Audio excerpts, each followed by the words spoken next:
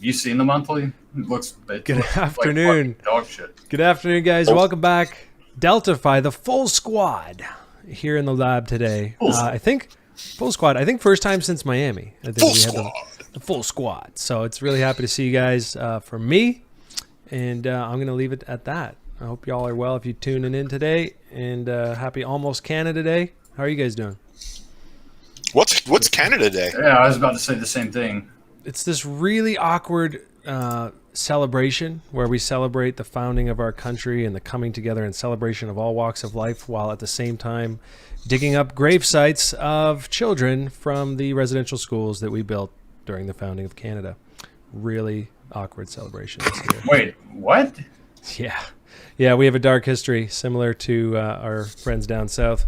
So it's like this thing, right? I mean, it's a thing. I'm not going to get it politicized, but you know what I mean? Like, it's like Thanksgiving. You know, some people are like, it's all, let's get together. But then you think back like 200 years, they're like, what were we doing on Thanksgiving? Shit, this is awkward. We're all getting along now. The United States, like, what were you doing in Thanksgiving? Well, we were killing Indians, Yeah. You think. Yeah, so it's this whole shift, and then we're celebrating old historical things. Anyways, side tongue-in-cheek comment on all that. But, for me personally, it means going up north, going near the lake, drinking a lot of beer, having a good time. All so right, I'll be doing that starting tomorrow. I'll be off for 7 days, and I'll be back for next week's stream. So, are you drinking a Canadian beer? What's your go-to? I think, you know what? Lately I've been enjoying Stella Artois. That is a fine beer. Is that a Quebecois beer, or is that a... No, it's like European. European, whatever beer. It's delicious. Have you never had a Stella? I love it. Dude, you know what they call it? Don't they call it the wife beater in God. In the UK? Yeah. I don't want to know. I mean, maybe. I don't think I heard that one. I don't know. They do. Because people that drink it wear wife beaters. Here's a hot drink for you guys. Bringing me back to my early 20s. My little cousin got me into this. He's 18. Half Smirnoff Ice, that lemony 7%er, and then half like shitty, like whatever, Coors Light, and you just go half and half. It's a lemon shandy. So we're going to have a bunch of those up there. It basically tastes like beer and lemonade. It's great. All right, just for the record. And then you get a hang when I was like fake IDing it, I ordered a shandy at a bar once, and the bartender looked at me and he's like, "That is a girl's drink. What do you want?" Would not serve me. What else would you like, sir? That's not available. Come on. So I'll probably have a few of those, but I got to say, like 3 of those in a hot day, and you're just like sugar high and then crash and want to die a little bit. So, that sounds fun. Gummies too. I got to go pick up some gummies after the stream, and we're just gonna, float around in the lake and look up at the sun and get high. That's different than the July 4th holiday we're gonna have. Pretty much, yeah. I mean, we're right on pace with our founding. Do you do fireworks or anything else up there? Oh, yeah, okay. fun thing happened last year. Well, not fun for the guy, but we go out on the lake. It's a small town, and they were doing fireworks on this like floating raft, pretty big one. And they set it all up. It's pretty impressive for like a town of 400 people. And there was a fire on it last year, and dudes were just diving off the side, and shit started blowing up. It was like, that eject button they push where everything just gets set off at once so it doesn't kill anyone. That happened, I think, 2 years ago, last year. It was. Oh, Jesus. It's pretty entertaining. We were smashed. We were just in the paddle boat, just like, oh, shit, look, there goes a guy. It was good. Love it. So that's it. Yeah. In the market, now that everyone's here, we're all settled in. Ranging continues. Really, it's hilarious how little has changed in 2 weeks. Like, really? And yet, like, the emotional fucking, oh my God, day in, day out, 4-hour candle close, and it's like, It really magnifies the sheepiness of many people, a trader in crypto, and they flock as a herd one way to the other way, to the other way, to the other way. And eventually they just start getting rinsed out. And then it's almost Murphy's Law, and this is one reason to not trade chop, is that you will get short at a high or you'll get long at a low, and when you finally give in, you're like, okay, I'm going to trade this range, and that will almost guaranteed be the time that it breaks out. Yes. That's the scary thing about ranges, is they seem to get more defined as you go, and then you're like, oh, now it's for sure a range, and each time, like you said, it's harder and harder and less, risk reward to take it. But range trading is the hardest kind because you have to do the exact opposite of how you feel at the right time. Whereas trends, you can be forgiven. It's like, oh, it's a breakout. You're buying the all-time high. That's okay. It's a bull market. It'll go up, and it does. And then you learn that lesson, and then the range takes away everything you made. Yeah, I mean, it's the ROI in range-bound markets.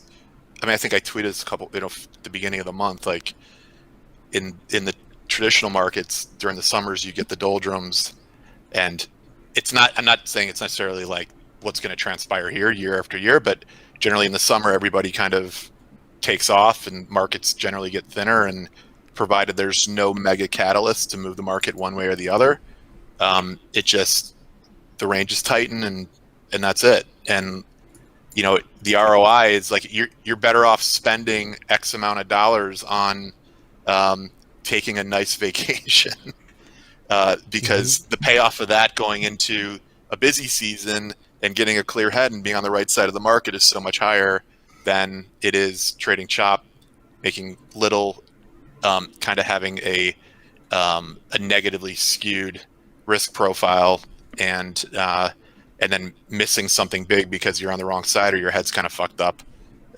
going into what ends up being a busy season around fall into end of the year. Yep. I mean, one thing I'm seeing today, and it was funny, right as we were coming on, Messi was looking at Ethereum on the short side, but like today's one of those interesting days. Bitcoin is down, I don't know, almost 3% from yesterday's daily close. I mean, it's well off the lows, but so it's down 2.6%. It's 34,950 ish. But Ethereum and some other select altcoins are up on the day, and they're outperforming. It's really interesting. I mean, Ethereum's outperforming Bitcoin massively today, and it's actually broken the diagonal trend, back to the upside, and it does make you wonder, because I think that the general consensus has been that Bitcoin is going to be the strongest performer moving forward. I mean, certainly if you look at Bitcoin on higher time frames, like the weekly, I think until today at least, Bitcoin was the better looking option there. And of course, Ethereum Bitcoin looks like the classic bubble chart, where you've got this complacency shoulder, and it looks like it would be down only from there. But one of the interesting things is, I know we did the Livermore accumulation cylinder meme on this show a couple of times. It seems that the Ethereum Bitcoin ratio is bouncing off of the top of that channel. There's been a strong reaction there. So, it does make me wonder, with the IP 1559, with Arbitrum coming, are we going to have some kind of DeFi season here? Or, and this is what it looks like right now, being logical, everything's new, nothing's just going to magically reverse. Like, could this just be bearish throwbacks across the board? And I don't know how significant, or how much weight, one should put on the monthly candles. But if you look at the Bitcoin monthly, it's, unless we have some kind of crazy scam pump, into the monthly close, which is certainly a possibility, it looks like the Bitcoin monthly is going to close with a lower low. And the Ethereum monthly is literally just fucking horrific. Like, I don't know what you call this random task, but I think you called it the Empire Fractal or something like that. And maybe I'm misquoting you, but I don't. That's what I'm saying. Like, I'm looking at that and I'm thinking, like, okay, let's say if this wasn't a monthly, if this is a daily, if this is a 4 hour, is that something that I would long, or would I look for a short opportunity there? And I'll tell you what I don't. Be that guy, but holy shit, look at it. I don't trade off the monthly, and the reason is this: if you get a signal on a time frame, it can often take that exponentially longer time to play out. For example, you could have a bearish reversal on the monthly and then spend an entire month underwater while you're waiting for that to play out, and then spend 12 months potentially waiting for it to play out. So much happens in crypto in the time that it does that I actually barely even look at the monthly. I think a day like today, I'll probably take a peek at it. I think if you want to say this looks bearish and I'm going to be bearish on Ethereum, you could spend the better part of all of next month $1,000 underwater, $2,000 underwater, and still the monthly would technically be bearish. Well, I don't know how you trade off that I unless guess you're just exiting the market. Here's the way I see it. EIP 1559 is coming for Ethereum in mid-July. Now, that is arguably the biggest Ethereum news all year. And this is also Ethereum news that people have known about all year long. And I can't fathom, especially because everybody, and for those of you watching that don't know what EIP 1559 does, it implements a deflationary or potentially deflationary monetary policy on Ethereum based on the amount of usage of Ethereum. So, for example, during DeFi, any kind of DeFi run, gas prices are at 400. Like, there's going to be a lot of Ethereum getting burned, during something like that. But recently, gas prices have been under 10, which is extremely low. And in that event, there's just not that many fees per block to actually get burned. So I'm thinking that just like anything in crypto, I rarely, maybe 1 out of 10 times, see a news event, especially a big news event in crypto, that is not a sell the news event. And these sell the news events are very rarely not front run. So I'm looking at extremely bearish monthly structure, and then we've got this big news event as well that I think may be part of the reason we're pumping right now. I think that it's something to fade. I don't see, because like the bubble popped, it just did. Like when I'm looking at all these things, parabolic advances are broken. When we break those parabolic advances historically, like that's going to take some time to repair. We're going to have to establish a real bottom. We're going to have some kind of accumulation range.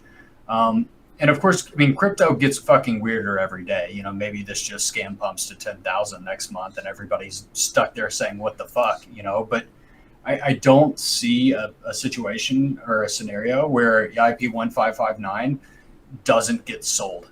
I just don't, especially considering how many normies have seen it and think it's an Ethereum to the moon scenario. When the reality is after a Bitcoin halving, we don't pump immediately. It changes the stock to flow characteristics of Ethereum significantly, but we don't pump immediately after a Bitcoin halving. That even takes time to play out. And a lot of times, most times, I think Bitcoin halvings are sell the news events as well, because everybody's been told, oh, we've got a Bitcoin halving coming soon. We're going to pump it. This is how markets work now. Like these are, as markets mature, this is, Messi, you're right on point. We say it time and time again, like the stock market, like the equities market, which is probably the most mature, and like the bond market, they price in things that are especially equities, but price in things, they price in value 6 months out pretty much. They're not like, it's very rare my Chicago rare that you get an event like that unless there's some outlier from what expectations is. Like if EIP 1559 suddenly had something that made Ethereum like change the game like at a whole different level, then yeah, you're going to get follow through, right? You should. But everybody, like, how long has has EIP 1559 been coming out? For a year and a half now? Like a year? Like if we don't think that part of that run to 4,400 wherever it traded wasn't like driven by EIP 1559, I think we're kidding ourselves. That was part of the whole thing. Right. This thing has pulled back significantly. I with the parabolic advance stuff, I get it, all of that. Like that structure's been broken. I think it's going to be really interesting to watch what everything outside of crypto does. And see, that's another thing. I'm looking at the dollar right now. The dollar's pumping. We're very, very close to it. A real breakout, or depending on how you drew your trend lines on DXY, the dollar could have already broken out. And it looks like crypto is pumping with the dollar, which is something that's unusual, but I don't think that they've been they've had that inverse correlation, as heavily in recent times. We're looking at, equities markets and stuff, but which are making new highs, and everybody was really afraid a couple of weeks ago. So it's really interesting, and I've said this again, or I've said this several times. I don't think that Bitcoin was supposed to top where it did. I just don't. I think that we had a true crypto black swan. I don't think anybody could have anticipated, when we're talking about pricing and news ahead of time, I don't think anybody anticipated 70% of the Bitcoin hash rate going offline in a period of 2 months. That's truly unprecedented. I mean, we're looking at a situation here where Bitcoin block times went to an average of 24 minutes in the last week. Yeah. That's just fucking crazy. Now, I think that's actually difficulty bullish. adjustment. Well, which, in a sense, yes, because less Bitcoin's being mined, right? But the next difficulty adjustment is going to be massively negative, and that takes place on July 2nd. So the block time should speed up there. I mean, apparently in 2016, a new difficulty retargeting algorithm was implemented for Bitcoin that makes it more resilient to things like. I was saying bullish in the sense that we have a known catalyst here where like China banned Bitcoin, it's FUD. Well, no, they actually did kick out all the miners and they actually are moving and they actually will plug back in and be back. And so you have this massive, potentially mid-bull market dip driven by something that we know will pass. And it is driven price right down along weekly support. This range has been getting, chopping a lot of traders up. These lows have been eaten up by somebody, I mean, don't get me wrong. The bears are in control, right? You've got higher volume on the sells and the buys. We are in, bears control town. But I found it really interesting that into the weekly close this week, somebody pushed price up within 2 hours of the weekly close to $50 above this low, forming a higher low. My guess is it's the same somebody or group of people or whoever who's bidding this level. And I'm with you in the sense that, like, first of all, I don't see any value in making predictions. I'm not trying to position myself for a 2-year punt. It's a bear, it's a bull. I don't know.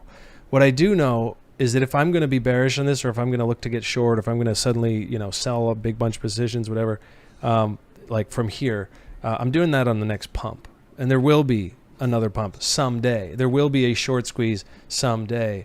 And I think that it is very tough right now to want to hold on to your lunch down at these lows, especially when it's like we just went up last night, a couple days in a row, and then now it's like dumping 2K.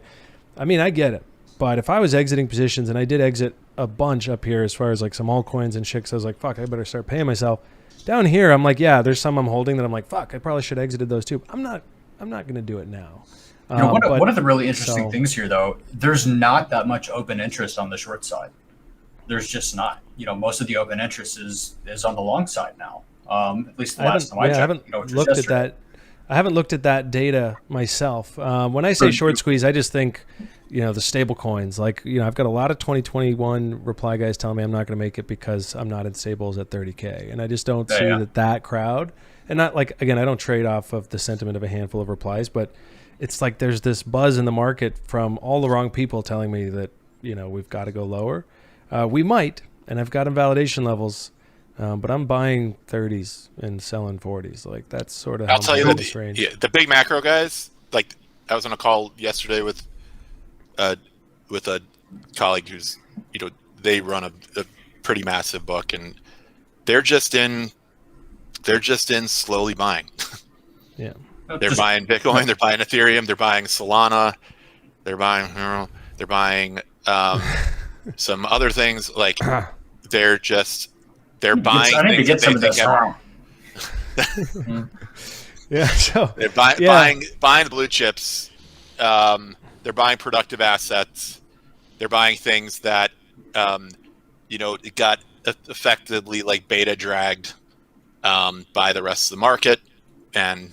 Fucking Aave, man. Like, I'm salivating over the thought of ever being able to buy Aave around $100. Like, that's, for me, if we ever get there somehow, some way, like, I'm going to go in so heavy and so hard and just fucking chill. I mean, it's mega liquid. You got a mega discount. It's got proven product market fit. It applies to every chain across every market. I have no doubt that Aave will be on Solana one day or anything else. But even then, look at that monthly. I mean, it looks like fucking shit. You know, it's like I just can't. All if the you come monthlies, in and you tell me to buy DeFi right here, you know, and especially if you had volume profile on that chart and you're looking at the VPVR nodes, I mean, there's nothing but fucking air below. You know, like what the fuck are we pumping on? Like that smells like bullshit to me. Like it just does. Here's the funny thing.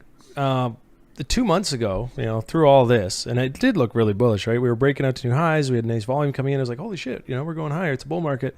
But all through that, the best traders I know, the guys where I learned to trade, people who I should probably be emulating even more, they're all just sitting there like, yeah, no, this will cool off. I'll buy it in the reload zone. They're all buying right now. They're not trying to, you know, time it such that they get the exact bottom. They're just like, reload zone, pick it up. Dan's kind of favorite level, that 88.6, which is actually where you're looking here, Messi, at $100. You know, with Bitcoin, what makes me uncomfortable, and like Dan says, with the big enough deep pockets, with, you know, a long enough view, the biggest funds, you know, the smart money, they're just kind of adding here. And I don't know that I want to try to get out of Bitcoin at 34 on a 55, whatever it is, percent pullback, because I think I can get it maybe mid 20s, low 20s, God forbid. Oh no, 12K, whatever. That's like, you know, a lot of people talking about. I don't think that's going to happen.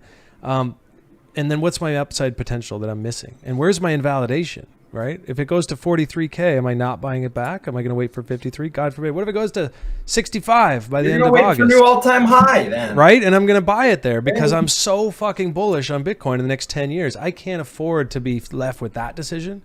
Right. At this point, thankfully, I can afford to, you know, eat shit down to 25 if I have to. I don't even know that. I don't think I will. But guess what? What are you going to do at 25? Puke and rethink it, or are you just going to like be like, well, shit, I'm going to wait till like 18 and buy more at 18. Like, yeah. The key unless here, you think Bitcoin's going to fucking zero, like, just buy it. Just it's really hard to make these decisions and to maneuver this like part of the market if you aren't playing from a position of strength. I mean, it's what I say every single stream. Play from strength. You know, sell when you can, not when you have to. Take profit when you're up, not when you're down. Those rules, and this is why, because now, you know, you've got some dry powder. You can play with it. You have the flexibility to add. I don't need, you know, the cash that my Bitcoin is worth right now for the next year or two, whatever. Those are things that you can't really even teach. You just have to kind of learn the hard way. And this is cycle one for a lot of people. And I don't know, you know, I really don't know what to tell people. I feel bad when they you know, they say, well, I'm super underwater. I don't know, right? Financial advice is so goddamn sensitive. It's so personal. It's a protected thing. You got to be certified. Like, you just can't give it. You can't do it. I think the good rule of thumb is if you see things that are like asymmetric to the market, like in the last kind of vaporization of the market in the last couple months, like there were things that got sucked down that should not have been sucked down quite so hard. And that's what she said. And those are the things that you have to be looking at, because there's an asymmetry there. Like, there is an implied asymmetry there. And especially, like, I mean, there's things that are down 60, 70%. Like, unless the global regulators drop a bomb on this industry, like, those things are you're going to be green on those things eventually. Yeah, I think the whole, like, it's going to go to zero, 2017, like, you know, it's a bubble. It was all just for fun. I believe that when we were through the mid-bear. I honestly, there was moments where I was like, fuck, like, maybe this doesn't get the traction it's supposed to. And obviously, looking back, that's ridiculous. I think I'm past that now. Right? I think there's so much evidence. You know, Rob, you've talked about this a lot. Longer term, I mean, all of us have. I don't think zero is on the table anymore. It's a matter of squeezing as much as you can out of this, right? And course, you sound super bearish, Messi, and that makes me uncomfortable because you were uber bull through. Let me just explain this though. Like, because a lot of people say, like, oh, you're bearish, like, so you think 2018 is happening again. Like, that's not true. I don't think 2018 is happening again. Is a lot of shit going to zero? Absolutely. You know, there's more scams now than there ever has been. These things that should go to zero are going to go to zero. These influencers are out here shilling polka vapor and doing all this fucking bullshit. All that's going to zero. It just is. But here's the difference between, you know, 2018 and now. there was no such thing as a productive asset in 2018. It was ICOs. They were all vapor, and they all were going to zero. And most of them did. Some of them ended up building and ended up being big. That's just the way the cookie crumbled. Now you're looking at things and you're looking at these players that have established themselves in the DeFi industry. And we're not talking up and coming stuff. Like, look, everybody knows, like, and if you don't know, Hxro as a company has got plenty of money to operate for years. We're not going anywhere. We're going to build out, and we're going to fulfill our mission. But we're looking at protocols, like Aave, with billions and billions of users and TVL and value accrual and revenue generation. Swap, I think, has done a phenomenal job of differentiating themselves between Sushi and Uniswap. I think they've got a better product now. They've got more product offerings. Like, I don't think things like that are going to zero. I think things like that go to value. And there's always going to be money in the sidelines. And I said this on, a smaller Twitter, but Twitter a couple of days ago. It was really interesting to me that, like, DeFi was acting very jumpy for what the structure looked like. And I was surprised at how jumpy it was and the reaction that it was receiving from some of these dumps. And now, we can see that DeFi especially is outperforming, in a lot of instances right now, and Ethereum based stuff is outperforming, but those things aren't going to zero. I think a lot of them will, but I think Lindy establishes itself much quicker now, with users, with TVL, with product market fit. One of the biggest things in DeFi that you have to be concerned about, and I've really been trying to do some research into this and figure out, some tokens are meant to be farm tokens exclusively. And it doesn't matter if there's value accrual to the token or not. For example, one thing that I was looking at, Convex. We have Convex Finance. A couple of days ago, it was in the $3 range. We're looking at something with a $20 million market cap that has $4 billion in TVL. So there's a lot of value coming in, and there's value accrued to the Convex token. But at the same time, you look at the emissions on that token, and right now yield is low.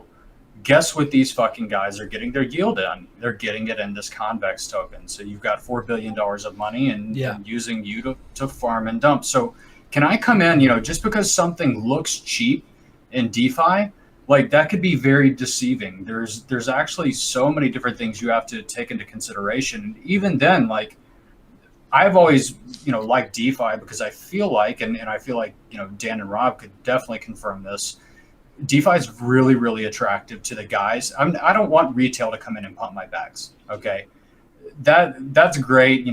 Retail can send a bag to the moon, but I want institutions to come in and pump my bags. I want big fucking money to come in and pump my bags.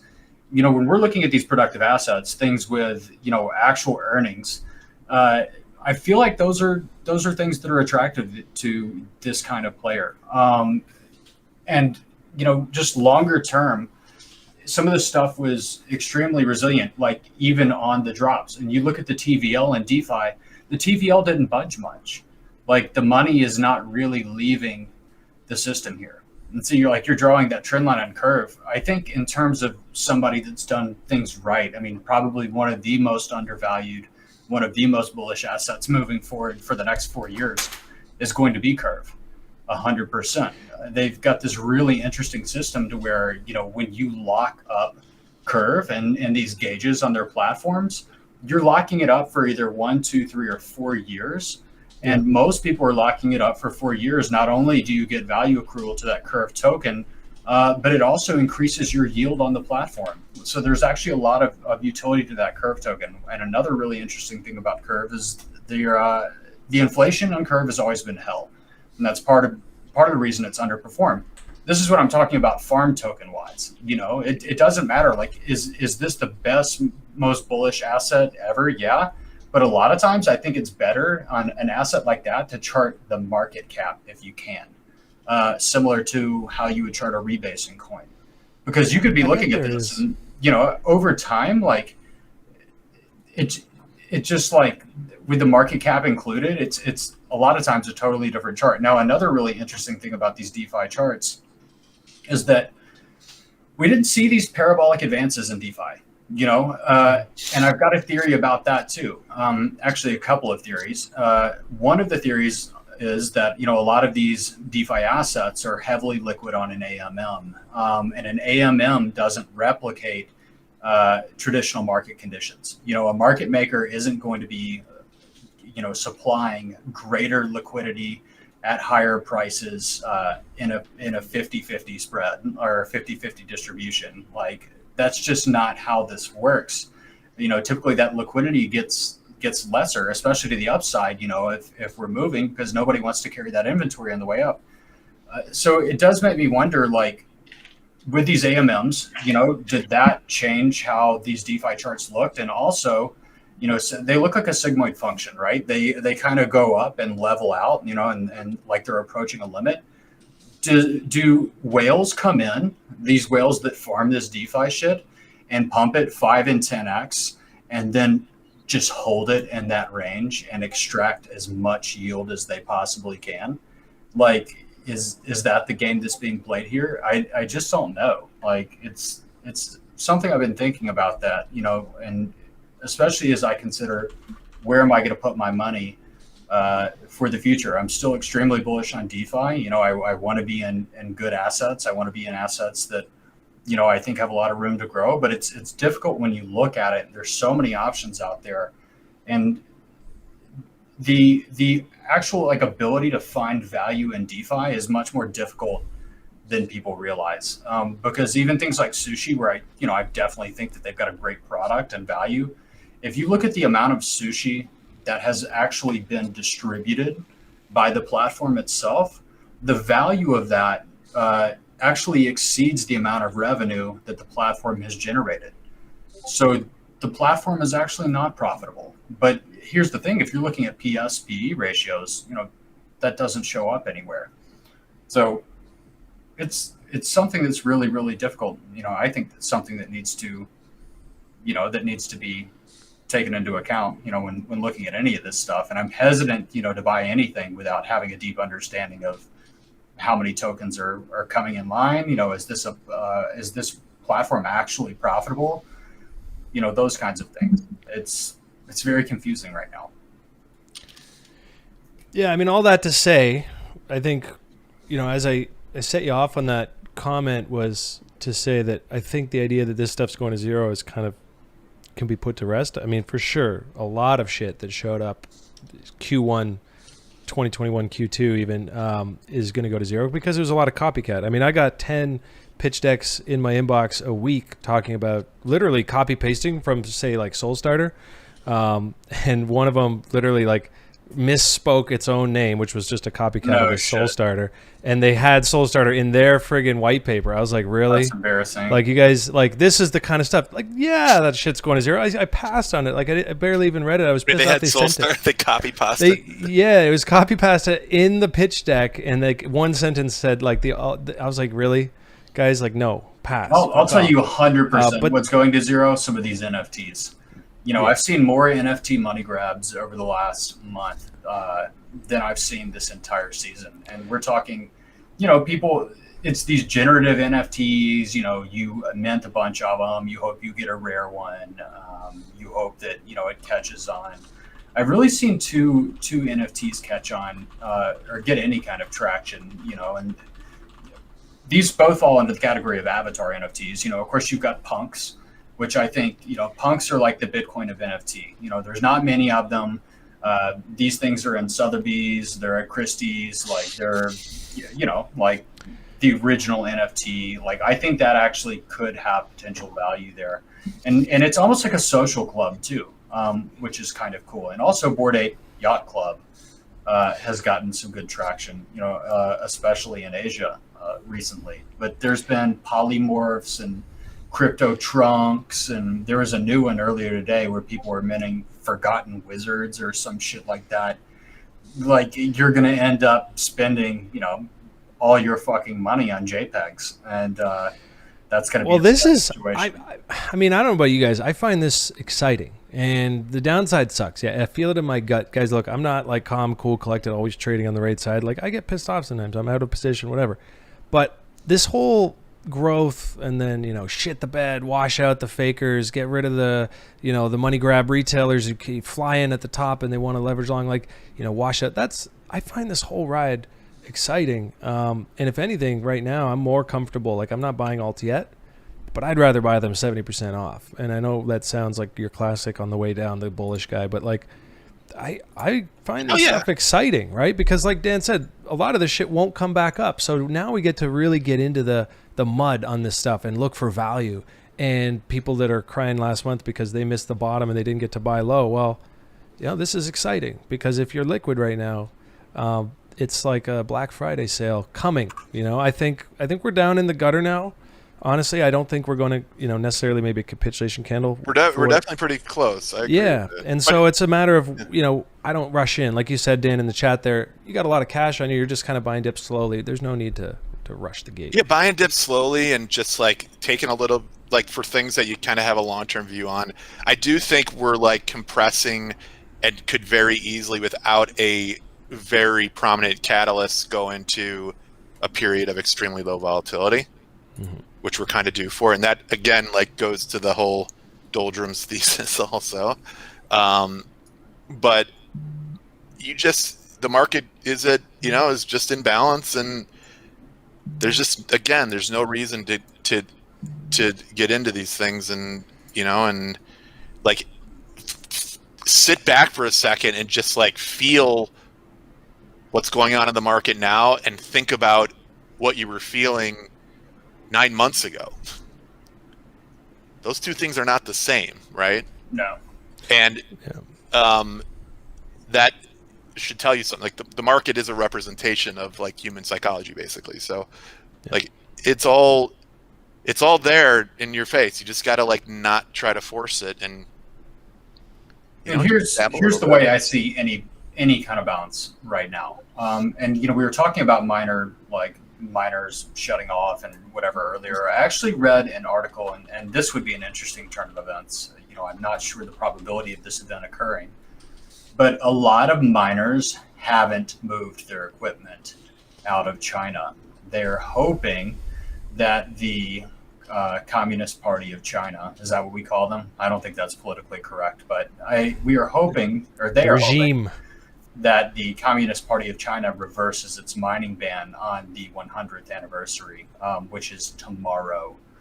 Ooh, there's your range high squeeze. That would be an insanely interesting turn of events. I think that's a case. I think Bitcoin melts faces then, and I think everything else suffers. But like I said, I don't fucking know if that's actually happening or not. I do know that some of the hash power is going to move elsewhere.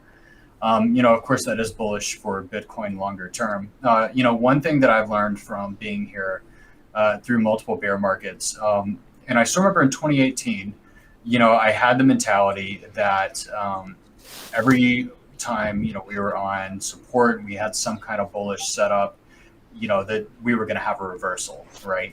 Because even in a bear market, there's rips, right? And everybody gets all excited, and you can see the sentiment shifts immediately because bear markets suck. Everybody wants the bull market again. Everybody remembers that dopamine. But every fucking rip fails in a bear market. I'm not going to be the one. I'm not buying fucking anything here because I am of the belief that we are in a bear market and these rips are for selling only. I don't see how this just fucking reverses, tomorrow. Like looking at the Ethereum chart, one of the indicators that I've been using on it, especially for trends, is the yearly volume weighted average price. And that seems to do a very, very good job, especially like if you look at Bitcoin, Ethereum, that and the standard deviations from the yearly volume weighted average price have marked out pretty clear levels in Bitcoin and Ethereum every fucking year. And we are below that VWAP now. We are approaching the volume weighted average price in Ethereum, which is around 2370. And, we had literally from the end of May until mid-June, almost 1 month of that right there, that level, acting as support for Ethereum. And all I see right now is Ethereum is fucking pumping right now, and that's awesome, and everybody's very excited about it, right?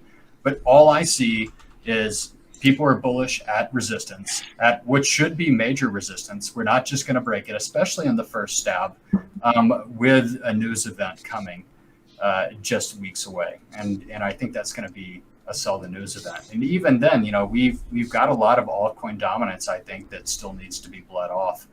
But if there's one thing I learned, you know, from any kind of bear market, it's that literally your spirits are totally fucking broken. You know, by the end of the bear, Jesus Christ, who was that? Sorry. You know, by the end of the market or bear market, you know, everybody's in an extremely depressed state. Everybody's lost 90% of their money. Even, you know, I lived through a really recent bear market that was very similar to what we're seeing now, and that was the pop of the DeFi summer bubble. And we literally saw everything fucking do the same thing it did. You know, we went negative 80% on everything. There was no bounces. There was no complacency shoulder. I don't know why that is. You know, are people just more, you know, experienced participants now, and everybody's front run the complacency bounce so hard that it's just down only, or what? But, you know, I definitely think that people are overly excited too soon. If we are going to rally again, historically, you know, if this is the double bubble, then we have months left to go. I think. What's a good? We actually start moving up again. Sorry, just a side note. What's a good DeFi summer bubble coin? I'm trying to think, because even Aave had like a different double retard anti maybe like these. What coin? No, I'm trying to find maybe like YFI. I mean, that was the darling child of I'm pretty DeFi sure summer. because I think that thing made its high after. Yeah, like it didn't even hit Binance. I'm just trying to think, like, because I remember that summer. Yeah, somebody said Yams. That's a good one. Well, we were on stream like in August. I remember Nick and I on stream here in August, and we were like, yeah, no, like this rally's over. But there was a complacency shoulder. I mean, there was exits. I'm just trying. I can't think of one fucking chart that was around in August last year. I was not participating in it, so I missed Compound. a lot of. Yeah, I was thinking comp maybe, but like, I guess. Yeah, I mean, there was a lot said there. I don't really know where to respond. There was look at that summer bubble though. I mean, that was such a I will tell you though, based on my look at Balancer. Balancer. Go ahead, Rob. My messy depression meter. I'm feeling like we're scraping bottoms here. Just if I'm trading the messy depression meter, I'm throwing some bids in.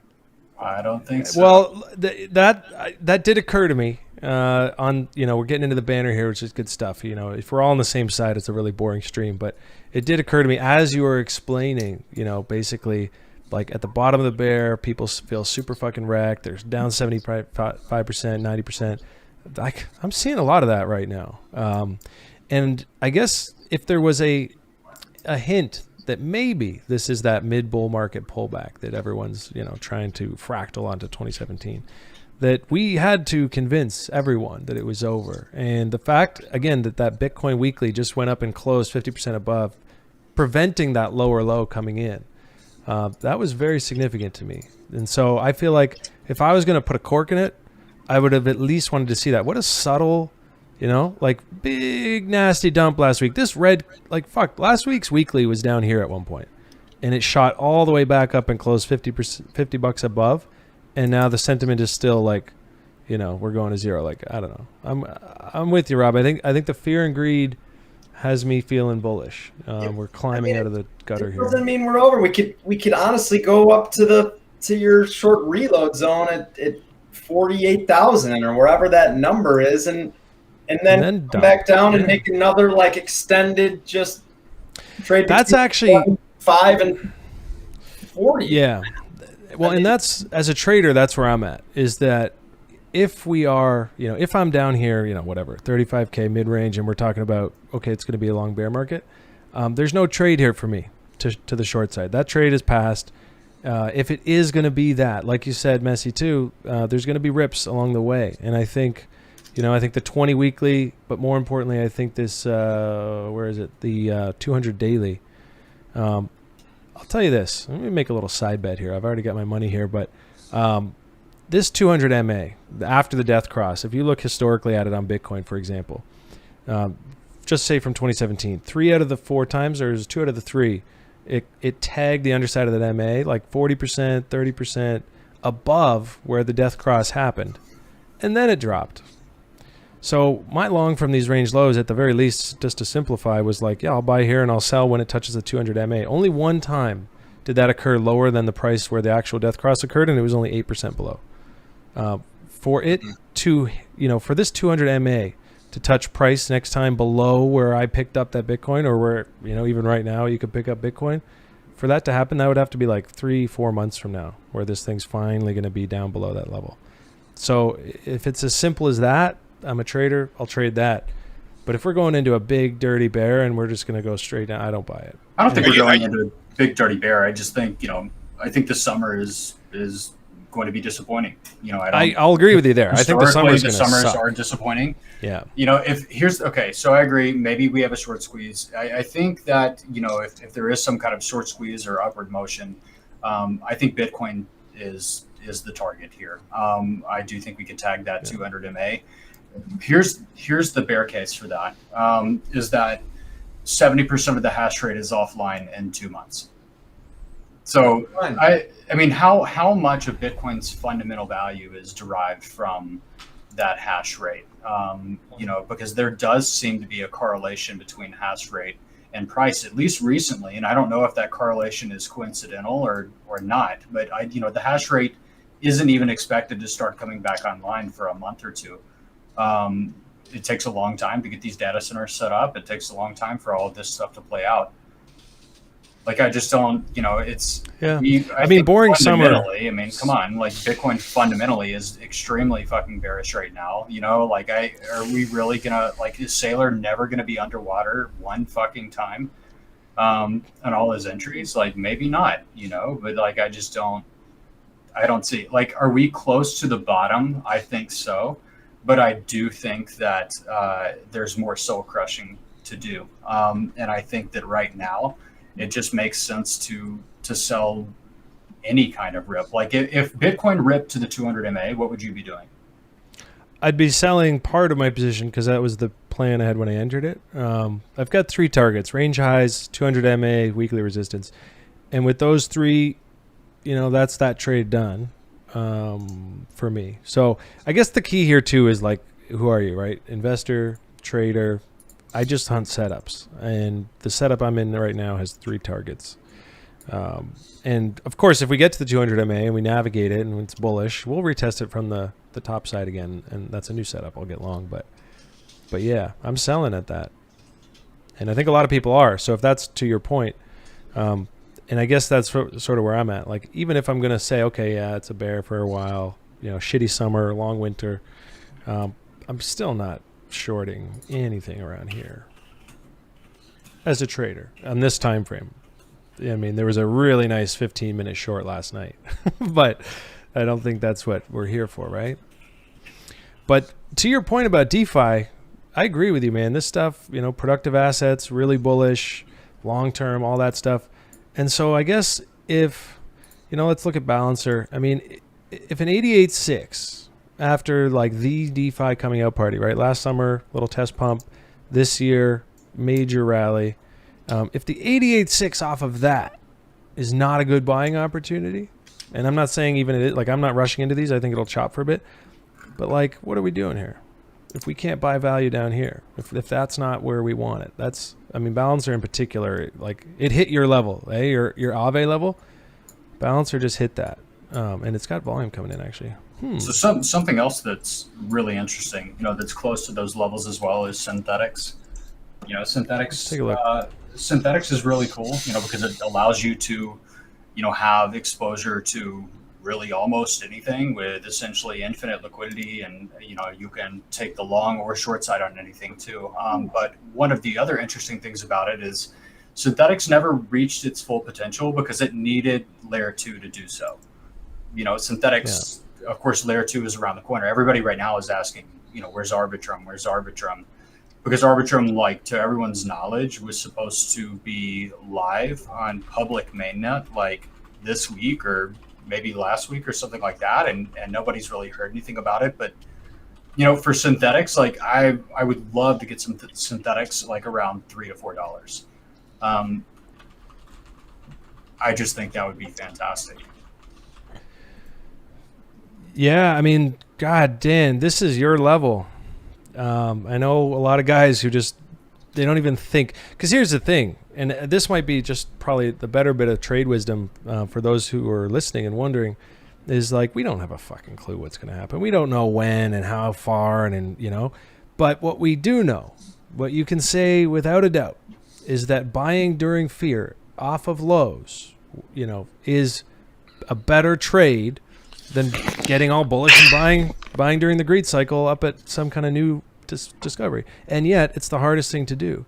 And so, for myself, one thing I actually did start doing last week, very tiny bits, just for discipline purposes, as I did fire off a couple of DCA buys on a few coins, purely just to say, look at that. I bought when I was, scared that it was going to go down. Where's synthetics at? We'll see how those age. Look at this thing, man. It's right off the 88.6. Like, Holy shit. Literally the level you'd be like, after this whole thing started, you're like, I missed it. I'll just buy it when it comes back there. Well, Yeah. Here we are. The problem for me, and I talk about this all the time, is just that usually you get down here and then you're just stuck for a bit. Like Dan says, pull the volatility out of the market. That's what I'm saying. And And that's why I'm not rushing. Messiah mentioned it at the beginning too, of having that kind of low volatility consolidation period, near lows. Like you're going to have time. You probably can get better bang for your buck. Doesn't mean that you don't want to go in there and kind of like peck away at it. But like, are you backing the fucking truck up into this? I mean, right now we're still not like yet. in mean reversion territory. Right. Like when volatility's high, like the bounces are going to be significant. They're going to make you FOMO in. You're probably going to buy the top. And then we're going to come down and retest those lows. You're going to get scared. Are we going lower? I think Random Task was talking about this earlier. It does take a bit of time to establish that range, or maybe it was Rob. And eventually you realize that, holy shit, this isn't a range, and everybody chills out a little bit, and we can start forming these accumulation floors. I do think DeFi is on a massive discount. Why do I think synthetics is going lower? Even though, like you said, it's potentially at a potential level for reversal right now. And that's because, I think that a lot of people are probably interested in it right there, and things typically go lower than most people think. The vast majority of people aren't going to buy the bottom. And I think that was an easy level for some people to buy. Now, also, with something like synthetics is widely considered a DeFi blue chip, and synthetics has been one of the weakest DeFi coins, ever since it topped out in February. But I do think that one of the interesting things about DeFi is that DeFi can run when other things aren't. If you looked at DeFi summer, DeFi was pretty much just running by itself. The altcoins weren't running with DeFi, or at least at the start of DeFi summer. I remember altcoins all kind of went like 2x, and then DeFi took the stage, and it was DeFi, and none of these altcoins ever really performed. But I do think that some of this DeFi stuff now, it's in terms of just aggressive like down only dumping, like we could be done with that, or very close to done with that.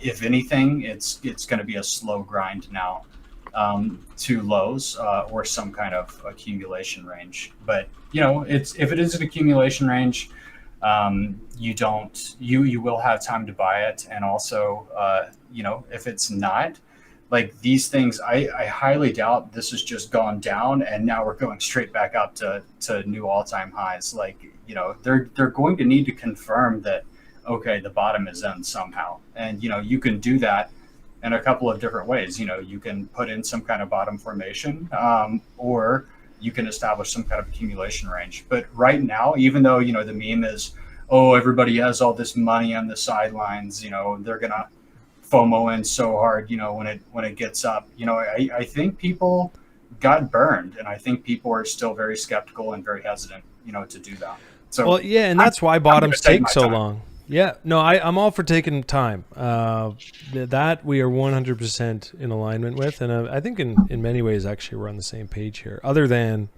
perhaps being very sure that we're going lower on Bitcoin. But like the fact that, I'd rather be long Bitcoin than anything right now. I think alts need time to work this out. And that's like you just described. I mean, it makes a lot of sense if you think about human psychology. Tops come in very fast, right? Because they are formed by people FOMOing in because number go up, and they end as soon as numbers stop going up, and then those people dump out. And that's why the tops come in fast. And bottoms take a long time to form because everyone just got burned, and it takes a while to build those positions and the depression to draw out the final weekends, and then we move. So I'm with you on that 100%. I guess for anyone like myself who's holding some bags, I've still got a few left that are down like this. I am not shorting these or selling them to buy back cheaper. That's such a good idea in so many people's minds after this like depression sets in.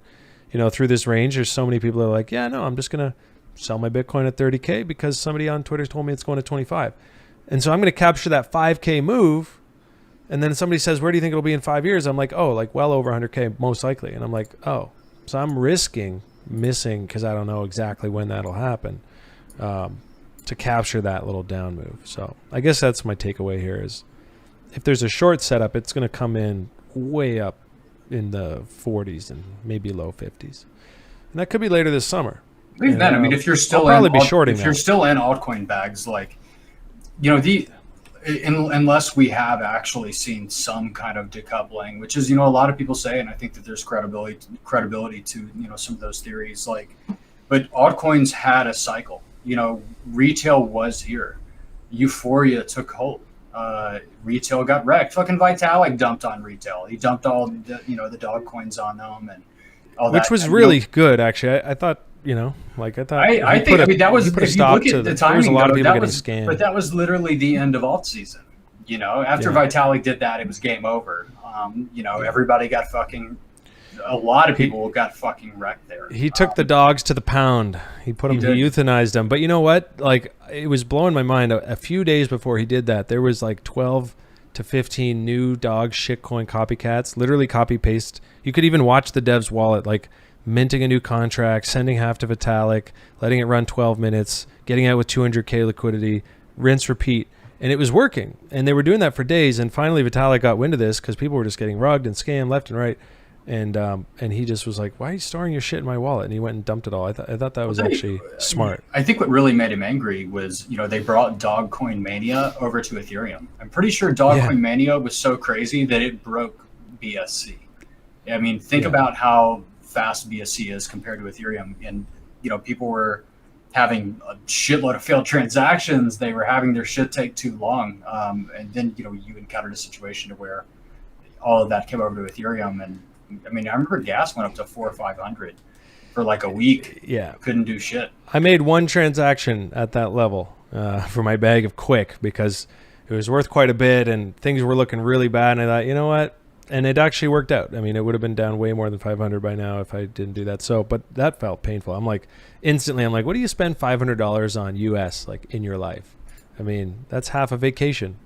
And it was like to close a position. What an absurd thing, but people couldn't even get out of staking and things like that, which is pretty crazy.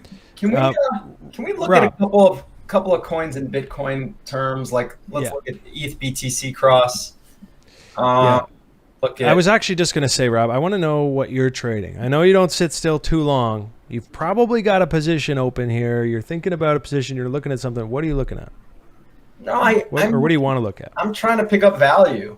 I mean, flat out just trying to pick up value, add stuff that I think is going to be materially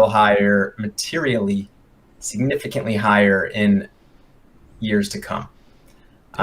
You look at the stock market, you look at the last 100 years of the stock market, and it's literally like bottom left corner to top right corner, like fucking march higher. And there's little blips and dips and all that shit, but it's just massive amount of value in US dollar terms that is created in the economy and in the stock market over years. So I think that something similar is going to happen with crypto assets, just in terms of total network value, market value. And I want to own the shit that's going to best perform. And I want to keep adding to it. I don't want to get washed out of my positions that I think are going to be here for a very long time, and I want to buy them while they're cheap. I'd rather be adding, I was happy to add to Bitcoin at 45,000. I'll be happy to add at 35, at 30, 25. It's such a longer game to me that, you don't want to get washed out by the noise. So what do I think is going to be around? I think Ethereum, people are just getting hip to it. Like the one thing NFTs are doing, it's bringing normal people in and getting them to even learn and see what the hell is crypto, what the hell's going on here in this other world. You got Jay-Z taking out Hove.eth. You've got Tom Brady and his.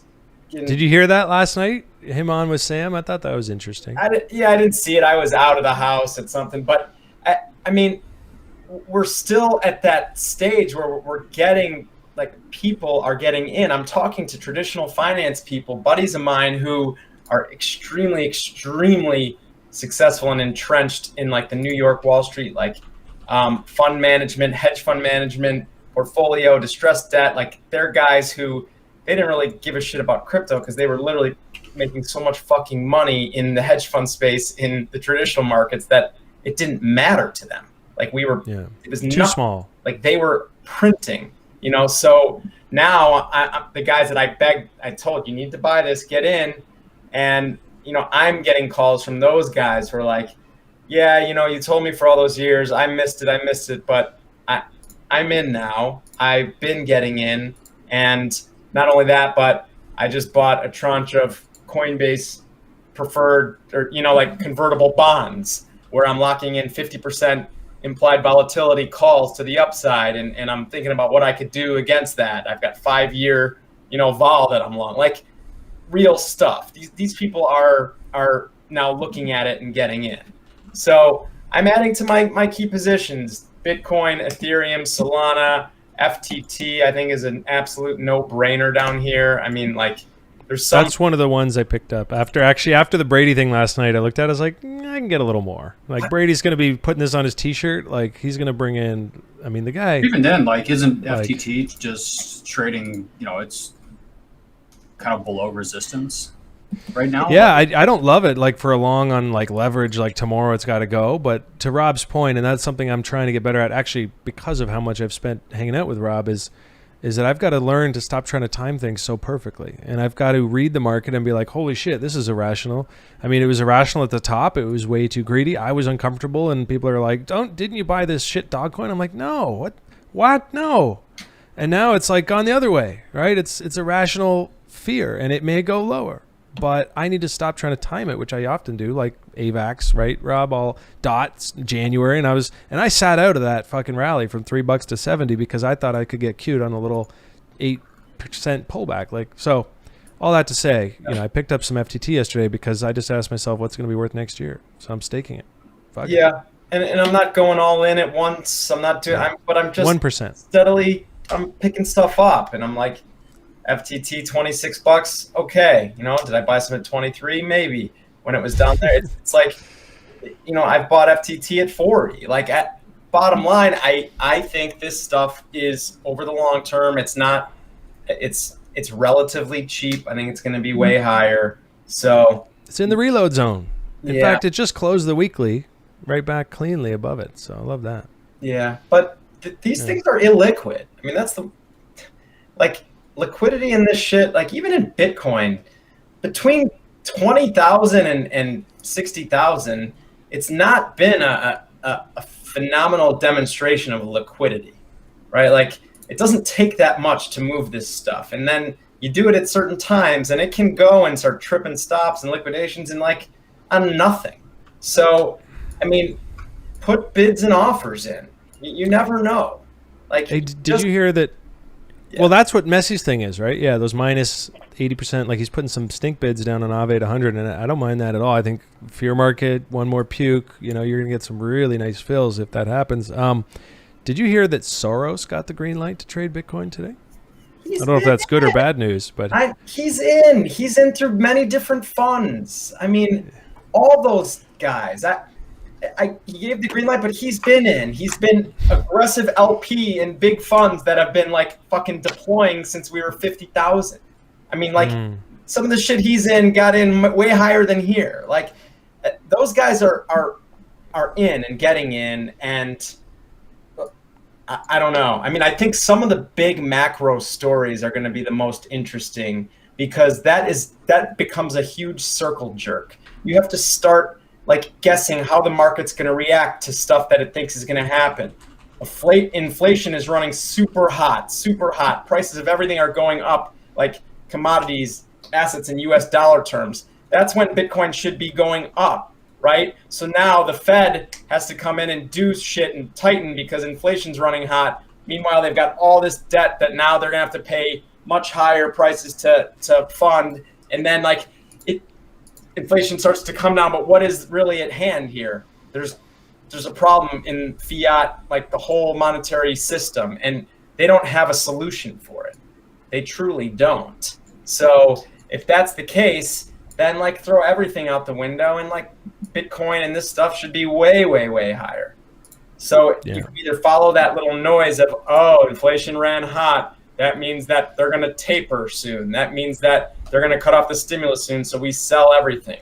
Like I don't know. I'm trying to think of a little kind of bigger, and to be honest, no one has the answer of what's going to happen.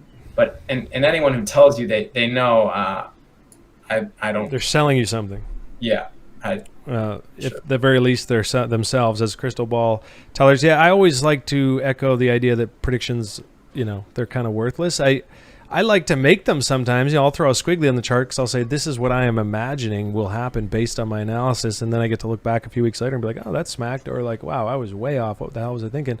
I love that stuff. But, when people tell me like, we're headed here, we're headed there, and they're talking about like at the end of this year, I'm just like, cool, man. Like, show me your setup. How can I make money off that? Where's the value in what you just told me, other than trying to convince me to change my tune, which is a weird thing that traders like to try to do sometimes. Yeah. Looking for consensus with other people is like the antithesis of being profitable long term. I think kind of swimming upstream is often where you want to be. And I always find it interesting on Twitter when guys jump into your DMs or into your replies and they're like, but what about this? Like they need you to be on the side with them, or they need, and I'm just like, go for it, man. Like get stopped out or don't. I might get stopped out or not, but like my equity curve, it's its own thing. It's not, sorry, that was a side tangent. For those of you watching, if you've ever been floating around YouTube and you see a lot of these characters online with big followings, small followings, doesn't matter. Not pointing fingers here, but it is very rare, because I've floated around YouTube, it is very rare to get to sit down and listen to the thoughts of a 20-year veteran who is essentially an insider in the space, who works with some of the smartest money in the world. Listen to Rob Levy right now. Like, tune in here, guys, because I've worked with a lot of people in the space, and there's not one person I'd rather get a take from than this guy right here. So I'm gonna pump your tires here for a sec, because you're a very humble guy. But it is hard to get an inside scoop. You're talking about conversations you have with the kinds of people that everyone's just speculating. What are they doing? What are they doing? I'm going to shut up. I'm going to let you talk. No, I mean, the funniest thing is nobody really fucking knows. You have to try to make the best like expected value bets and positions and take that approach. No one knows. No one really knows. We could easily go down to 20,000 again. I mean, who knows? Something can come out. Something can happen in the macro market. I mean, that's why there are ways to protect yourself. You can use options. You can protect yourself. You don't have to be all in all the time. And then there's the idea of like, is being all in spot coin, like that technically shouldn't hurt you unless you have to sell for liquidity to do something else. Like if you're all in on just coin spot, it's fine. You're going to see your total balance draw down, but one Bitcoin is one Bitcoin. And if you think it's going to be way higher in the future and you don't have to sell it, there's no problem there. Like, are you bummed you don't have dry powder to add to your position and get your average price down? Yeah, that sucks. That sucks. That's enough to make people very distressed. Like, I was just buying 40,000s and I can't even buy 30s. That sucks. It's not a good feeling, but it happens. So, I mean, the bottom line is, and the thing that really blows people out is the leverage. The leverage blows people out, and we're working on stuff that tools that can help people who, leverage has its positives too. It lets you, it takes away some counterparty risk. It lets you not keep as much collateral and stuff in exchanges, but unless you really know how to use it, it can be dangerous because liquidations can come faster than you can put more margin in that account, and it can fuck you. So, but the bottom line is like everything that I'm seeing from the, on like a bigger picture of institutional people coming, people that told me many, many times for many years they would never touch this shit, are like have completely 180 turned and are now doing like real legitimate investment into this space, and the numbers are pretty staggering. So I think you can also just chalk one up to like those big money guys are getting to buy our shit 50% cheaper than like people were paying 2 months ago, and that that tends to happen at times where some of the biggest players just they out of the blue sky it falls a 50% drawdown comes to them in the market, and they get to buy really great prices, and like not only that, but they've got time. They've had weeks to buy this shit and reload, so they might have more. And they've got more dry powder. And that's, I think, a key distinction that you pointed out, which is, you're DCAing in, you're buying a little here, you're not too stressed about it. You've got that long enough outlook, and you've also sized such that you can afford the next 6 months to be wrong on your general thesis. And I think that's a really key point that most new people, often due to the size of their account, they just can't afford it, or they don't really know. So they're like, I got $500. I'm not going to fucking put $10 a week. I'm just going to buy 500 here, and we'll see. I mean, so that's a that's people got to figure out. That's what my buddy was talking about with the Coinbase convertible notes, like for his legit traditional fund. This is a 5-year thing. He wants to know, 5 years, do I think crypto will be around? In 5 years, do I think Coinbase will be a top 10, crypto exchange entity? Like, these are the questions he's asking himself because he's got a real opportunity on some convertible notes that really is crypto beta. Like, he is getting into crypto in size, but it's through different instruments. And then he's going to use whatever instruments he can to hedge that risk and even lock in some of that, profitability that he's pricing. So like that's stuff where there are, there's just a lot more money flowing in, and like in this entire earth, there is so much money looking for homes right now. It's mind. The next generational market. And for anyone who hasn't seen it yet, and I actually just watched this last weekend because a buddy of mine was asking about Bitcoin. I said, let's just watch this, 10-year thesis. Was Thomas Lee's take in January 2018, the Fundstrat guy. And he did a generational study. I should link it here in the description after if you guys want to watch it. You haven't seen it, just Google Thomas Lee Fundstrat Bitcoin. And it's, it's compelling. He says, we don't give opinions. We're just giving you our take, our facts on sort of like, this is what the boomer generation did to the equities. And this is what Generation X did to the equities. Nothing. It was too small. And millennials are the biggest generation in history. And they are showing preferences for things like Bitcoin, crypto, distrust in government, distrust in banks. Put it all together. And as we started entering our investing years, that's right when the bull started in 2017. Coincidence, right? You put that together.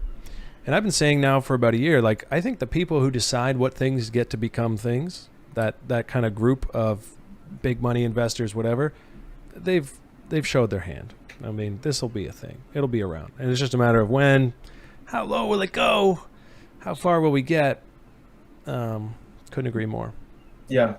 But if you guys are curious, or if you're feeling this deep fear, this loss of conviction, and you want a little more conviction, or you just want some good analysis, check out Thomas Lee Fundstrat Bitcoin on Google. It's a great little 20-minute prez.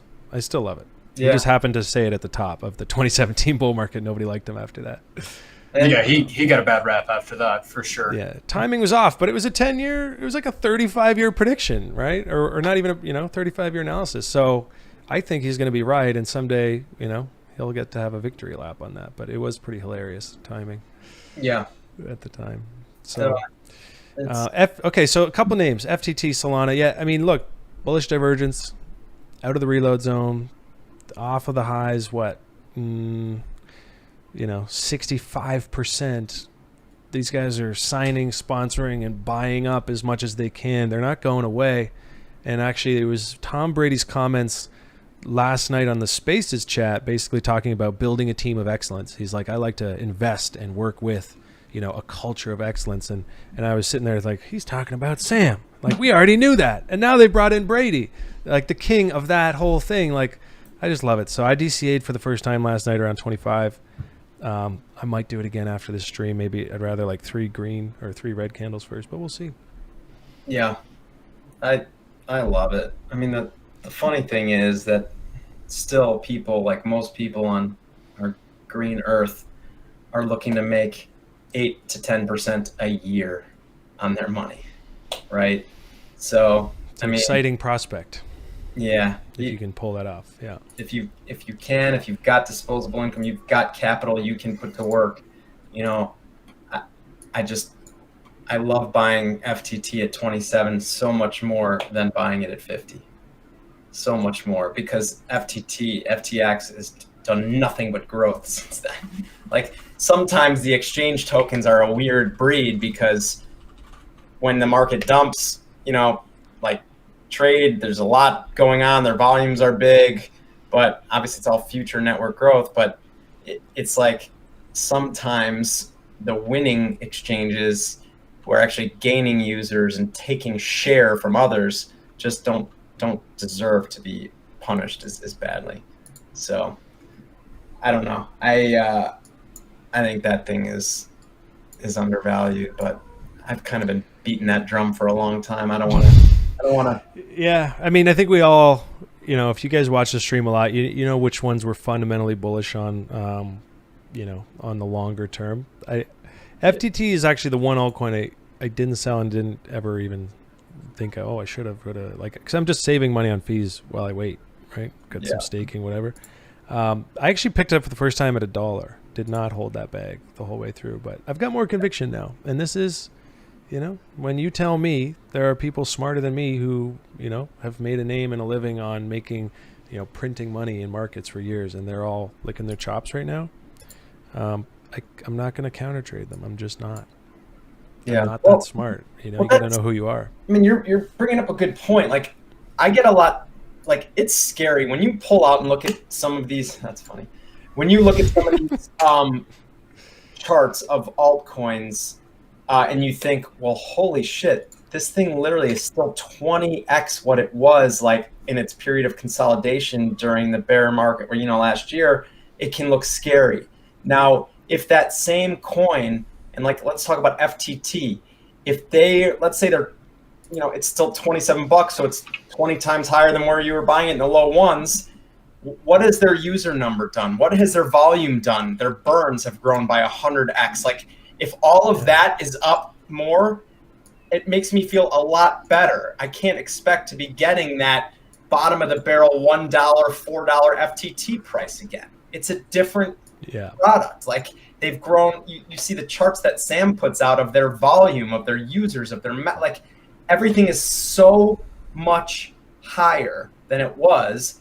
That's the stuff where I'm not as concerned when I look at how far it's come over the last year, because that is the fear here. And if you're in vapor that hasn't done that and isn't like doing other stuff and it's come that far, then it gets scary. So that's why I think it's so important to be in the right names. And I think BNB is probably my favorite example of that. Late 2017, they launched in August, mid 2017, I guess. And through the bear market, they never really went down. And then you see their users and the volume, and you think, well, traders got to trade. They need that. And then the burns. And FTT has that model too. So you find these exchange tokens, one of the first sort of I guess you could argue, real underlying value to a token, and it was shown on the chart. And so where most coins I would never buy, when they're up like this and we're in a little bearish thing, because a lot of them are vapor and they just come up, they come down, and there's just stories behind them. Mm-hmm. But I'm with you. I think FTT is one of those ones where I'm not going to just pass because I didn't, because I'm out of that $1 bag I had. I'm just going to dollar cost average in more like you would in an S&P, like the stock market, like you say, left to right, just kind of zigzags up. That's sort of how I see these coins. If you can get a coin that is tied to the growth of the product, and then you see growth in that product, and in an FTT and some coins like that.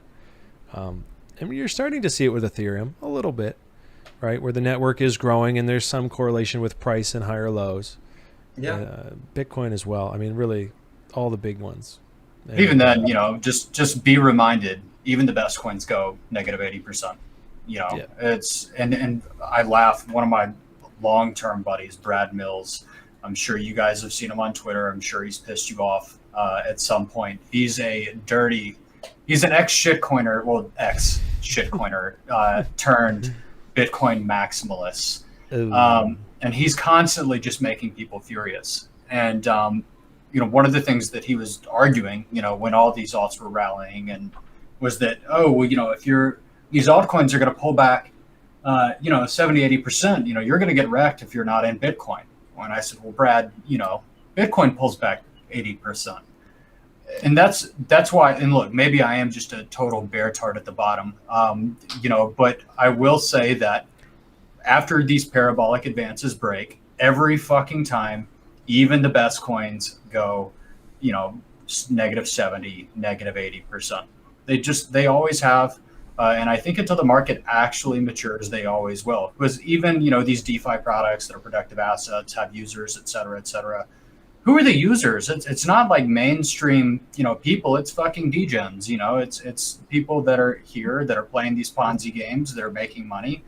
I remain extremely skeptical of the market. Even things like FTT, like you said, and you're 100% right. Like, historically, exchange tokens, especially with extremely strong growth of the exchange, and I don't think, and in terms of growth, obviously, Binance is the largest crypto exchange in the world, but in terms of growth, I think that the growth of FTX has just been unprecedented. The amount that they've been able to accomplish in the time frame that they've accomplished it in has never been seen before ever. But even then, we're in a situation to where, FTT was what, $4? Not too long ago. And when we're talking about even Bitcoin goes negative 80%, like, does it avoid FTT is negative 65. So $4, if we're going to go test that, that's like 92. I mean, SNX is 80% off the highs. So I think you're right. I think all these things, they get their correction. I guess we're just debating whether we're in that correction. I'll put it this way. One thing I want everybody to keep in mind is if you buy something because it's down negative 80%, okay? Oh, this is great value. It's down negative 80%, right? That's fantastic. And everybody trade their own book. You need to be educated. You need to have your own opinions. Like Random Task was saying earlier, he's got his own equity curve. You can tell him about your equity curve. You can tell him what your thoughts are, but he's going to trade his own book. Okay, trade your own book. If you buy something because it's negative 80%, and then that asset is now negative 90%, you didn't lose 10%. You lost half of your value there. I do think that these assets can go lower than people realize. And one of the most interesting things, of course, Degen Spartan has left Twitter. But he was posting research on the yield collapse in DeFi. Yield is what DeFi thrives on. I definitely think that DeFi, even if it's down 80%, can go another negative 10%. I think Bitcoin can go another negative 10%. Ethereum can go another negative 10%. So if you are going to be a buyer here, you have to dollar cost average. You just do. I mean, there's no other way, because here's the thing: the likelihood or probability of you buying an exact bottom or selling an exact top is extremely low.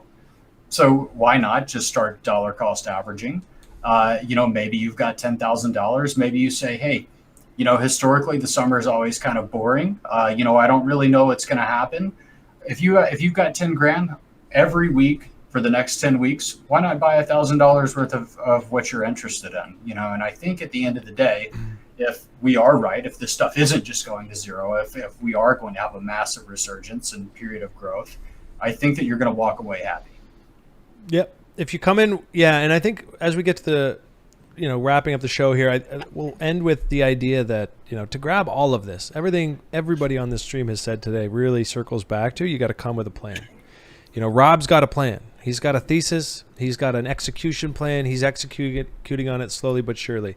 Messi, you've got a plan. You've clearly articulated it today. What you're thinking is how you're approaching it. And you've probably got invalidations if you're wrong. You always got to ask yourself with a plan, what if I'm wrong? What's my bottom line? When do I change my tune? I've got a plan. If you don't have a plan, if you're watching this because you're hoping to grasp onto somebody else's, I would strongly recommend rather, that you get a Google Doc, whatever it is you're going to write stuff down in. Start writing things about yourself. That's really what a trading plan starts with. Who are you? How old are you? Where are you in your life cycle? If you're 65, take less risk. If you're 20, you probably fire up a little more risk because you can have longer to make up for it. How much money do you have coming in each month? How much money do you need each month to survive? Those factors all factor into your plan. And once you have that plan, you'll know how much money you have to play with. You got to get a sense of your risk appetite. Write all that down. And then check out HeroLabs.io newsletter from 2 weeks ago. I put together a very loose example of a dollar cost averaging plan, somewhat like Messi just outlined, that includes this fear greed index. And I just thought, look, if somebody's buying a little bit each week based on, during fear, just arbitrarily, when the market is super fearful, I'm going to buy 1% of the cash that I have into asset X, whatever your asset is. Bitcoin was this example. And if it's extreme fear, like this hyper crazy dumping fear shit that we've just been seeing, I'm going to speed that up. I'm going to buy every 3 days. And then when it's in a greed cycle, we're getting a little buzzy, it's nothing too crazy, I'm going to start selling just 1% every week. And when it's an extreme greed, I'm going to speed that up. I'm going to take a little more off. That is a very loose idea. And I think that if somebody has no plan, that's probably a really great starting point. And that's why I shared it there. So I just wanted to get that out there. If you guys are just feeling a little bit lost right now, check that out.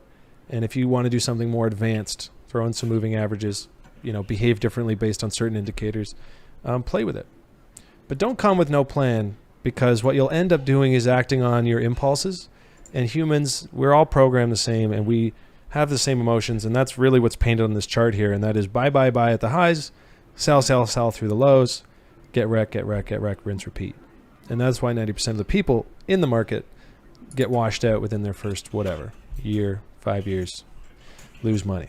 So if I can, that's probably the best way I can summarize this as far as a takeaway. Because at some point we have to take action in the market. Otherwise we are going to sit still, and that's not why we're here.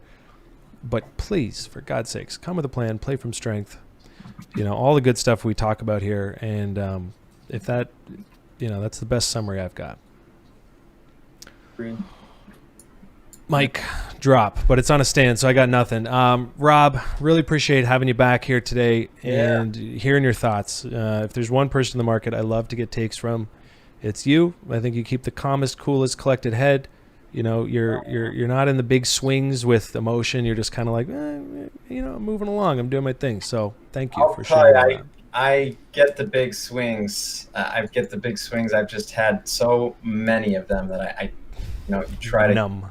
Yeah, I mean, it's just from being in the trading pit and just because they're swinging. Believe me, you can't be 99% into a space and that thing sells off 50, 60, 70% and not be feeling pain. Believe me, it's there, but it depends on your time frame and your thesis and what you're waiting for.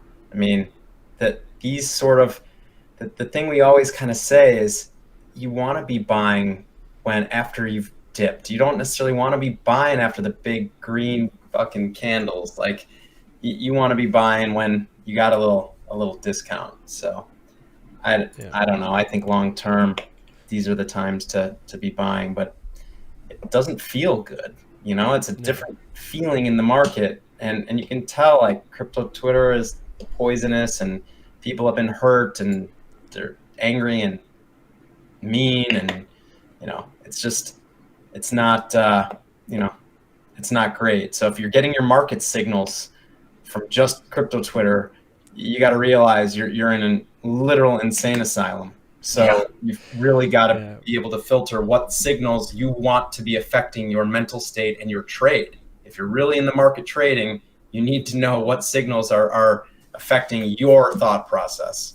And understand too, like, I was a large account on crypto Twitter for a very long time. And you need to understand, the lack of experience that a lot of these guys actually do have. When you see some of these guys having some of the convictions they have on crypto Twitter, it's not because they're so sure of it. They're almost looking for reassurance because they're not sure.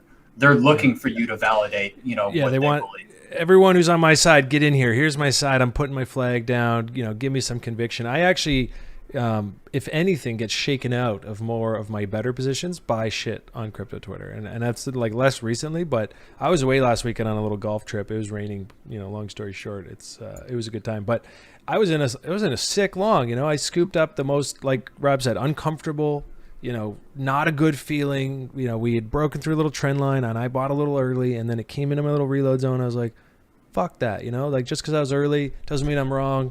This is where I should have entered. I'm sizing up here. And I went away for the weekend, and it was a great position, and it played out all week. And the first time I had a moment where I was like, fuck, am I on the wrong side, is when I went and finally logged back into Twitter, and it was just like, and I was like, like, get away from me. This is my setup, and there's people sliding into my replies that are like, yeah, but what about the shorts on Bitfinex? I'm like, fuck the shorts on Bitfinex. Like, that guy's short, I'm long. Like, and that, I don't know what the fuck that guy was doing, because he did it twice. Yeah, he did it twice though. He opened like 75 million of shorts and but then it did go down and he closed it. I mean, it was a position, but like, look, the thing people got to realize is that guy could have been long on FTX. He could have been long on Binance. He could have been shorting against his spot that he just picked up a whack load of at 29K. Like that, there's nothing in my trade setup that looks at Bitfinex shorts. Although I do stare at it once in a while because I'm like, oh, interesting. People will trade off that. But all that to say that, I go on Twitter to fire off a few tweets, get into the banter, but the quicker you can get away from depending on the noise that platform makes in your decision making, the closer you'll get to, consistent returns, trading your own plan, all that stuff. Yeah. So, I love it. Great to be back. Great to be back in the studio here. Thanks for joining us. If you can smash that like button, get it for us. Hit us with a sub if you haven't already, guys. If you're watching from the sidelines and you want to be a subscriber, it's free, and you can hit the notification bell. So when we do sneak live, which I would like to do after my little vacation next week, a little more often, then you'll get notified on that. And another thing, bear markets or downtime, like when shit's not as crazy, it's the best time to go use the shit. Go open wallets up, use these products, figure out, you never know. You might find the best thing that you're going to buy in the next 10 years is because you go use it and it opens your mind to like, holy shit, like I get it now. I need to own this thing. I mean, that is so important. And another thing, guys, for a lot of these build protocols, like they're building hard in the bear market. Like when, just as an extension of what Rob said, use this shit, there's some projects that have come out pretty recently in the last couple of weeks that are really interesting, that I think will have product market fit. Like, keep your feelers out. Sometimes when you buy a project like that in the bear, when everybody's refusing to buy, even though that the value is so obvious, like it can end up being a career-making trade. So I've got my eyes on a couple of things like that, and I'm not going to talk about them yet, but keep your fucking eyes open. There is opportunity out here. Fuck yeah. Yeah, I mean, the best buy in the next 5 years is somewhere out there in the next few months. I mean, think about it that way, right? When the next cycle comes, when the next moment comes where people are rushing in that have never heard of crypto and they're like, oh, I wish I bought cheaper. Some of that shit is going to be bottoming in the next few months through this summer, and most likely. And really good point, guys. Keep your eyes on the goddamn prize. All right. Guys, have a wonderful weekend. If you're celebrating in Canada, happy Canada Day tomorrow. In the U.S., happy July 4th weekend coming up. Stay safe, but have a goddamn great time. Don't drink and drive, kids. Enjoy. Don't be play Don't from drink and strength. drive. Sober behind the wheel. All right. Take an Uber. Have a wonderful weekend, guys, and whatever you do, always play from a position of strength. Take care. All right, guys.